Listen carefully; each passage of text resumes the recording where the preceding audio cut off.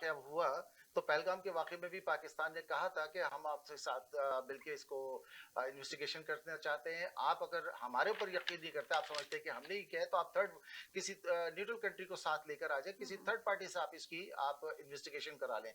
लेकिन मैं हिंदुस्तान की आवाम की बात नहीं कर रहा, मैं बात कर रहा हूँ सिर्फ और सिर्फ मोदी साहब की, मोदी सरकार की, कि उनका बयानिया इतना सख्त आया कि और उसको इतना डेवलप किया गया टेलीविजन के ऊपर, जिसको कि पूरी दुनिया ने मजाका खेज बना लिया था उसके लिए, कि उन्होंने डेवलप किया कि जैसे आज जंग हो रही है, कल जंग हो रही है। और ये करते करते उनको कुछ ना कुछ करना था, और उन्होंने ये हिमाकत की कि पाकिस्तान को उन्होंने जाके एक जगह थोड़ी बहुत बमबारी की मस्जिद के ऊपर, और फिर बाद में कहा कि यहाँ पे टेररिस्ट थे, टेररिस्ट को मार दिया गया।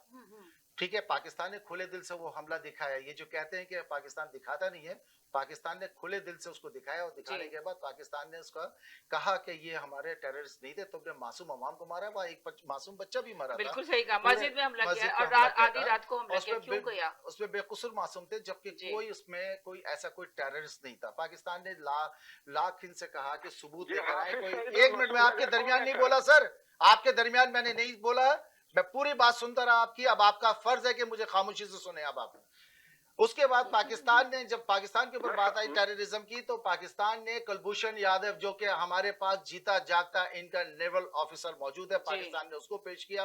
पाकिस्तान के पास टेररिस्ट हिंदुस्तान के मौजूद थे।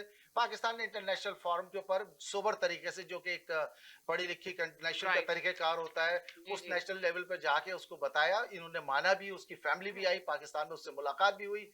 लेकिन बहरहाल अब आगे चलते, तो पहलगाम वाकये के बाद पाकिस्तान ने बहुत कहा, और यूनाइटेड नेशन भी इसकी लेकर आया, लेकिन हिंदुस्तान ने कहा कि हम किसी की बात नहीं सुनेंगे। पाकिस्तान, हिंदुस्तान ने अटैक किया, उसमें मासूम शहरी मारे गए, मासूम बच्चे मारे गए। पाकिस्तान को ज़ाहिर है रिटेलिएशन तो करनी थी, क्योंकि इंडिपेंडेंट कंट्री है, उसकी सॉवरेनिटी को आप किसी को ऐसे वायलेट तो नहीं कर सकते। जब पाकिस्तान ने जवाब दिया, तो पाकिस्तान ने भरपूर जवाब दिया, और भरपूर भी इस तरह दिया कि लिमिटेड जवाब दिया, जबकि पाकिस्तान उसका जवाब कई 2-4 कदम आगे बढ़ के देना चाहता था। लेकिन इनके साथ सितम जरीफी ये कि इन्होंने वहां ना मीडिया को अलाउ किया जाने के लिए, और ना ही वहां पे लोगों को फुटेज लाने के लिए इन्होंने अलाउ किया, ना ही किसी आर्मी की किसी ऐसी कॉन्फ्रेंस के अंदर सबूत लेकर आए। फिर जब सेकंड डे इन्होंने किया, तो जब 9 मई का मैं वाकया आपको बता दूं कि 9 मई को आज के अखबार में इनके जयशंकर का बयान है कि 9 मई की रात को जब पाकिस्तान ने अटैक किया हिंदुस्तान पे, तो 9 मई की रात को जब बात हो रही थी मोदी साहब की और नायब वजीर आजम से अमेरिका में, तो उन्होंने कहा कि जनाब जयशंकर का बयान है, ये मेरा नहीं, आज जंग न्यूज़ में भी है, को देख लें जी, तो उन्होंने कहा कि पाकिस्तान जो है ना, इसका भरपूर जवाब देने जा रहा है। तो हिंदुस्तान ने ज़ाहिर है कि रिक्वेस्ट की कि जंग बंद कर दे। आपने शुरू क्यों की थी? आप ना शुरू करेंगे ना खत्म पाकिस्तान ने कह दिया था कि हम खत्म करेंगे। बहरहाल पाकिस्तान ने उसके बाद भी कहा कि हम जंग नहीं चाहते, हम अमन चाहते हैं।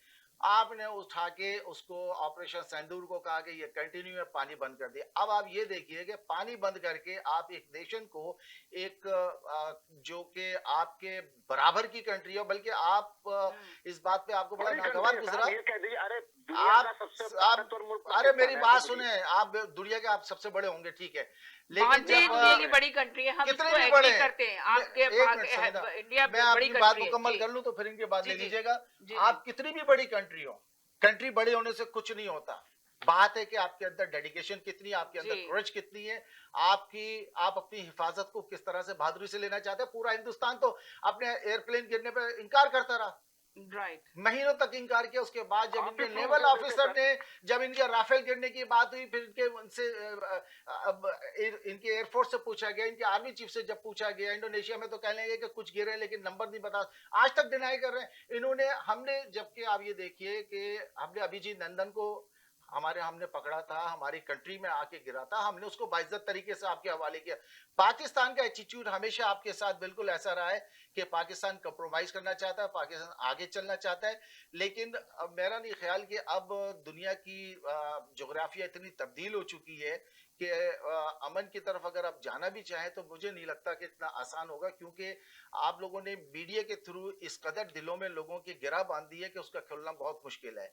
जबकि आज भी पाकिस्तान की मीडिया को आप उठा के देखें, पाकिस्तान की मीडिया पे कभी भी हिंदुस्तान के लिए जहर नहीं उगला जाता जितना कि आपके चंद टेलीविजन स्टेशन पर। सबकी मैं बात नहीं कर सकता, उसमें यकीनन बहुत अच्छे लोग भी हैं, न्यूट्रल बात करते हैं, लेकिन हिंदुस्तान के कुछ चैनल्स के ऊपर इतना वो जहर उगलते हैं कि इंटरनेशनल मीडिया बयानिया में भी उनको हजामत उठानी पड़ी, यहाँ तक कि पहलगाम के लिए जब आपकी गवर्नमेंट ने आपके डेलीगेशन पूरी दुनिया में भेजे हैं तो पूरी दुनिया से उसके ऊपर मजम्मत तो की गई, लेकिन वो बयानिया नहीं आया जो हिंदुस्तान चाहता था कि यानी जिसके ऊपर के पाकिस्तान के ऊपर इल्जाम लगाया जाए।